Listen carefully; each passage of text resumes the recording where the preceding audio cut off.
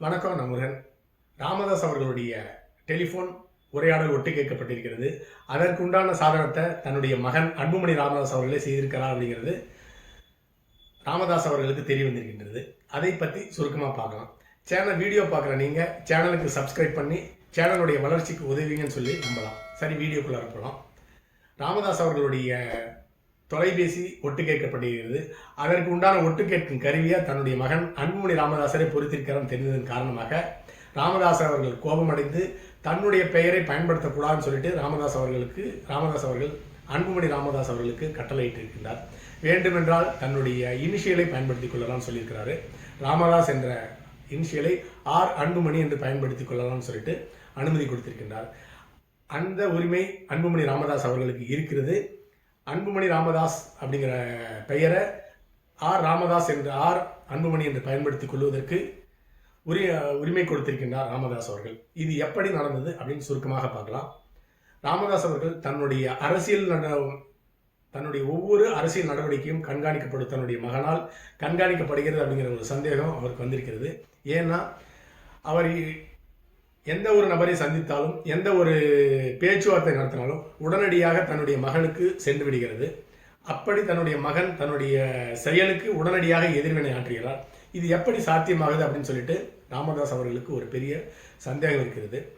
ஏன் அப்படின்னு கேட்டிங்கன்னா, டெலிஃபோன் உரையாடலை ஒட்டு கேட்டு அதற்கு எதிர்வினை ஆற்றலாம் சரி, ஆனால் தன்னுடைய வீட்டில் தன்னுடைய ஷோபாவில் ஒரு 5 அடி 3 அடி வித்தியாசத்திலிருந்து ஒருத்தர் பேசுகிறப்ப அந்த ரூம்ல வேற யாருமே இல்லாம 2 பேர் மட்டுமே பேசிக்கொண்ட விஷயத்தை உடனடியாக எதிர் நபர் தெரியப்படுத்தவில்லை என்றும் தன்னுடைய மகன் அன்புமணிக்கு தெரிந்து அதற்கு ஏற்றாற்போல் எதிர் நடவடிக்கையை அன்புமணி ஈடுபடுகிறார். இது எப்படி சாத்தியம் அப்படின்னு சொல்லிட்டு அவருக்கு சந்தேகம் வந்ததுனால ஹேக்கர்களை வீட்டுக்கு அழைத்து வந்து இங்கே ஏதாவது தொலைபேசி ஒட்டு கேட்கும் கருவி பொருத்தப்பட்டிருக்கிறான்னு சொல்லிட்டு ஆராய்ச்சி செய்கிறப்ப அவருடைய வீட்டு சோபாவின் அடிப்பக்கத்தில் ஹேக்கிங் கருவி பொருத்தப்பட்டிருக்கிறது. அதாவது டெலிஃபோன் உரையாடல் அதிநவீன கருவி பொருத்தப்பட்டிருக்கிறது. அந்த கருவிக்கு ஒரு சிம் கார்டும் போடப்பட்டிருக்கிறது.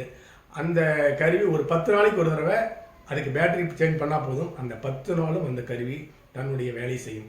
அப்படிப்பட்ட அதிநவீன கருவி அவருடைய வீட்டு சோபாவின் அடிப்பக்கத்தில் பொருத்தப்பட்டிருக்கிறது. அந்த கருவியை வச்சு ராமதாஸ் அவர்கள் லேண்ட்லைனில் யார் யார் கூட பேசுகிறாங்க அப்படிங்கிறது மிக தெளிவாக ஹேக் செய்யப்படுகிறது. அது மட்டும் இல்லாமல் டெலிஃபோன் உரையாடலை தவிர்த்து சாதாரணமாக அந்த சோபாவில் அந்த ஹாலில் யார் உட்காந்து பேசினாலும் அரசியல் சம்பந்தமான பேச்சாக இருந்தாலும் எந்த பேச்சாக இருந்தாலும் உடனடியாக எதிர்முனையில் இருப்பவருக்கு தெரியப்படுத்தும் அளவுக்கு அந்த கருவி அதிநவீன கருவியாக இருக்கிறதுனால தான் உடனுக்குடன் ராமதாஸ் அவர்களுடைய அரசியல் சந்திப்பு நடவடிக்கை பேச்சு எல்லாமே அன்புமணி ராமதாஸ் அவர்களை சென்றடைந்திருக்கிறது. இது மட்டும் இல்லை என்று ராமதாஸ் அவர்களுடைய வீட்டில் இருக்க சிசிடிவி ஹேக் செய்யப்பட்டிருக்கிறது. டெலிஃபோன் உரையாடல் ஒட்டு கேட்கப்படுகிறது, சாதாரண உரையாடலும் ஒட்டு கேட்கப்படுகிறது. இது மட்டும் போதாதுன்னு சிசிடிவியை வச்சு யார் யார் வந்து சந்திக்கிறாங்க, என்ன பேசுகிறாங்க அப்படிங்கிற ஆடியோ எல்லாமே அன்புமணி ராமதாஸ் அவர்களால் கண்காணிக்கப்பட்டிருக்கிறது அப்படிங்கிறது மிக தெளிவாக தெரிந்துவிட்டது ராமதாஸ் அவர்களுக்கு. அதனால் கோபமடைந்த ராமதாஸ் அவர்கள் தன்னுடைய மகனே தனக்கு எதிராக ஹேக்கிங் கருவியை பயன்படுத்தி தன்னை கண்காணிக்கிறான்னு தெரிஞ்ச உடனே தன்னுடைய பெயரை பயன்படுத்தக்கூடாதுன்னு சொல்லிட்டு பொது வழியில் தன்னுடைய மகன் அன்புமணி அவர்களுக்கு ஆணையிட்டு இருக்கின்றார். தன்னுடைய இனிஷியலை வேணால் போட்டுக்கலான்னு சொல்லி அறிவிச்சிருக்கின்றார். இது மட்டும் போதாதுன்னு சொல்லிட்டு தேர்தல் கமிஷனுக்கும் ராமதாஸ் அவர்கள் கடிதம் எழுதியிருக்கிறார்.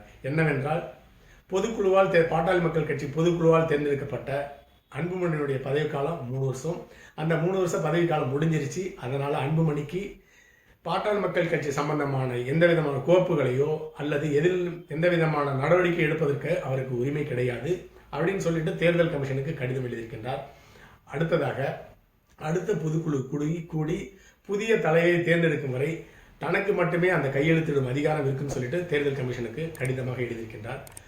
ஒரு சில மாதங்களுக்கு முன்பாக பாட்டாளி மக்கள் கட்சி கூட்டத்தில் ராமதாஸ் அவர்களுடைய மகள் வழி பேரன் முகுந்தன் அவர்களுக்கு பாட்டாளி மக்கள் கட்சி இளைஞர் அணி தலைவர் பதவி வழங்கப்பட்டது. அந்த இடத்துல தான் தந்தைக்கும் மகனுக்கும் மோதல் முற்றியது. இப்பொழுது இந்த மோதல் முற்றிய பிறகு தன்னுடைய மகளையும் அரசியலுக்கு கொண்டு வந்திருக்கின்றார் ராமதாஸ் அவர்கள். அதாவது மகளையும் மகள் வழி பேரனையும் பாட்டாளி மக்கள் கட்சியினுடைய தலைவர் பதவிக்கு அடுத்த கட்ட தலைவர் பதவிக்கு கொண்டு வர முயற்சி செய்து கொண்டிருக்கின்றார். இதன் மூலமாக தந்தைக்கும் மகனுக்கும் இடையே மோதல் உச்சக்கட்டத்தை அடைந்திருக்கிறது.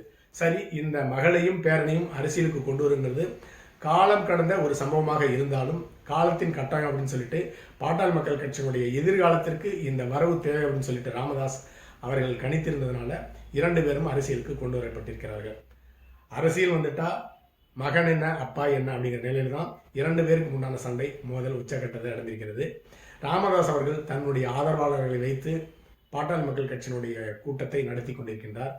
அதே போலவே அன்புமணி ராமதாஸ் அவர்களும் தன்னுடைய ஆதரவாளர்களை வைத்து கூட்டத்தை நடத்தி கொண்டிருக்கின்றார். ராமதாஸ் யாரெல்லாமே நிர்வாகிகளாக நியமிக்கிறாங்களோ அவங்களை எல்லாமே அன்புமணி ராமதாஸ் அவர்கள் கட்சியிலிருந்து நீக்குகிறார், அந்த பதவியிலிருந்து நீக்குகிறார். அதே போலவே அன்புமணி ராமதாஸ் தன்னுடைய ஆதரவாளர்களை எல்லாமே ஒரு பதவிக்கு கொண்டு வந்தால் அவர்களை ராமதாஸ் அவர்கள் நீக்குகிறார். இப்படி மாறி மாறி சண்டை போட்டுக்கொண்டு இந்த பாட்டாளி மக்கள் கட்சியினுடைய உட்கட்சி சண்டை உச்சகட்டத்தை அடைந்திருக்கிறது. இந்த நேரத்தில் அன்புமணி ராமதாஸ் அவர்கள் என்ன செய்ய போகிறார்கள் என்று தெரியவில்லை.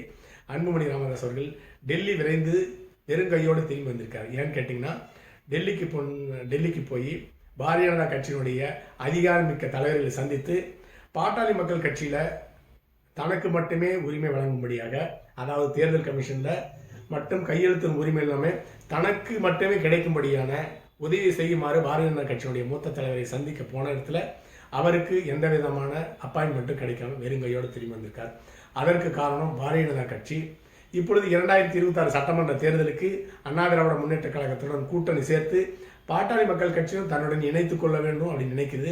அதற்கு மாறாக அன்புமணி ராமதாஸ் அவர்கள் திராவிட முன்னேற்ற கழகத்துடன் கூட்டணி சேரணும் அப்படின்னு நினைக்கிறாரு. அதற்கு காரணம் சில 100 கோடிகள் தேர்தலுக்காக கைமாறும், அந்த பணம் தனக்கே கிடைக்கணும்னு சொல்லிட்டு அன்புமணி ராமதாஸ் அவர்கள் நினைக்கிறது தான் இதற்கு காரணம். அதற்கு பாரதிய ஜனதா கட்சி உதவி செய்யவில்லை. அடுத்ததாக பாட்டாளி மக்கள் கட்சி உடையாமல் இருந்தால் மிக நல்லது. ஏன்னு கேட்டிங்கன்னா ஒருங்கிணைந்த பாட்டாளி மக்கள் கட்சிக்கு தான் வாக்குகளினுடைய எண்ணிக்கை அதிகம். பாரதிய ஜனதா கட்சி ஒரு மாநிலத்தில் 2வது கட்சியை உடைச்சி தன்னுடைய வளர்ச்சி அந்த மாநிலத்தில் நடக்கணும் அப்படிங்கிறதுக்காக எதிர்கட்சி ஆளும் மாநிலங்கள் எல்லாமே 2வது கட்சி 3வது கட்சியை உடைச்சி கொண்டிருக்குது. அந்த வகையில் பாட்டாளி மக்கள் கட்சியை உடைக்கிறதுக்கும் பாரதிய ஜனதா கட்சி எவ்வளவு பெரிய விலை வேண்டுமானாலும் கொடுக்கும். அந்த நிலையில் தான் பாரதிய ஜனதா கட்சி இருக்கிறது. அடுத்ததாக 2026 சட்டமன்ற தேர்தலுக்கு திராவிட முன்னேற்ற கழகம் வெற்றி பெற்றே ஆக வேண்டுங்கிற ஒரு கட்டாயத்தில் இருக்குது. காரணம் 5 வருஷம் ஆட்சி முடிச்சுட்டாங்க. 5 வருஷத்துல லட்சக்கணக்கான கோடி ஊழலும் பண்ணிட்டாங்க. அதில் வசமாகவும் ஆதாரத்தோடு மாட்டிட்டு இருக்காங்க. அப்படி அதிலிருந்து தப்பிக்கணும்னா வருகிற 2026 சட்டமன்ற தேர்தலுக்கு எவ்வளவு பெரிய விலை வேணாலும் கொடுத்து ஜெயிக்கணுங்கிற கட்டாயத்தில் திராவிட முன்னேற்ற கழகம் இருக்கிறது.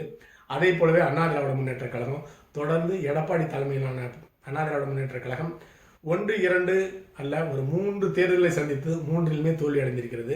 அண்ணா திராவிட முன்னேற்ற கழகம் ஜெயித்தே ஆக வேண்டுங்கிற கட்டாயத்தில் இருக்கிறதுனால 2 பேருக்கு முடியே கடுமையான போட்டி இருக்கிறது. இந்த நேரத்தில் திராவிட முன்னேற்ற கழகம் அன்புமணி ராமதாஸ் அவர்களுக்கு ஒரு 500 கோடி வேணாலும் கொடுத்து 2026 சட்டமன்ற தேர்தலில் கூட்டணி வச்சு வெற்றி பெற வேண்டிய நிலையில தான் திராவிட முன்னேற்ற கழகம் இருக்கிறது. அதற்கு உண்டான வேலையை இப்பொழுதே ஆரம்பித்து விட்டார்கள். இதற்கு ராமதாஸ் அவர்கள் என்ன செய்ய போகிறார், எப்படிப்பட்ட எதிர்வினை ஆட்டப் போகிறார் என்பதை பொறுத்திருந்து தான் பார்க்க வேண்டும். அடுத்த பதிவில் சந்திக்கலாம். நன்றி.